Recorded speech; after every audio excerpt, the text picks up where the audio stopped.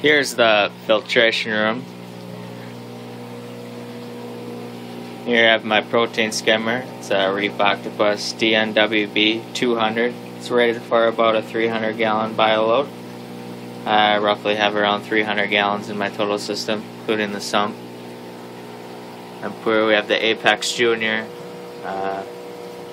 Still waiting to get the 8 outlet module for it because I only have 4 outlets, and obviously that's not enough to run everything. We have the PM1 module over there, which is controlling the float switches, which are down there. But until I have the more outlets and more pumps, they're really not doing anything at the moment. But I have them all set up. And up here in the ceiling over here, we have my return and my drain pipes coming down, the 2 drains coming down into the filter stock, which then gets all that debris, solid stuff out of there. Change that out every couple days. You can see it's already turning brown, only from about 2 days worth. And to the bio balls, which is just a simple Rubbermaid container with some holes drilled in, so it's like a trickle filter. Runs out the sides all the way around. And here I have my refugium, which isn't much yet. All it is a piece of rock, but it's getting there. Get some miracle mud in there and a whole bunch more rock and some algae. And this is a total container is a 100 gallon stock tank. Usually use them on the farm for feeding your cows and that, but works nice. The light up above. Back here on the wall, we have the reverse osmosis unit. This one has dual 75 gallon membrane, so it's actually 150 gallons per day.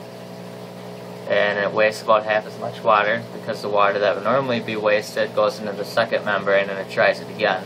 So it's much more efficient that way. The dual TDS meter over there measures the total dissolved solids coming in the water and the water coming out. It's always at 0 coming out. The blue line here is the reverse osmosis water, which comes down into this bin, which has a float switch in it, so when that water level gets all the way up there, it stops. So yeah, I always have 20 gallons of fresh water on tap once that's full. Fills up pretty quick actually. And over here is my saltwater bin. This one's a little bigger. This is a 44 gallon. And just keep all my salt water sitting in there all mixed up with the power head in there, keeping it circulated.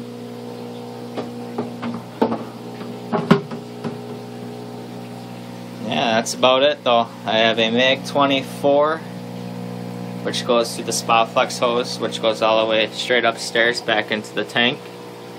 Then there's also a MAG 18, which is to the spinal hose here, which goes into my manifold, which I have 2 1/2 inch and 2 3/4 inch hookups on it. Currently using one of each.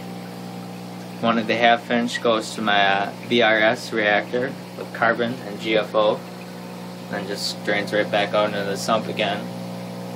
And the other 3/4 inch hookup has some more vinyl tubing, which runs over to my external skimmer, which then drains back in through another filter stock, which actually picks up some more garbage that the first one doesn't get.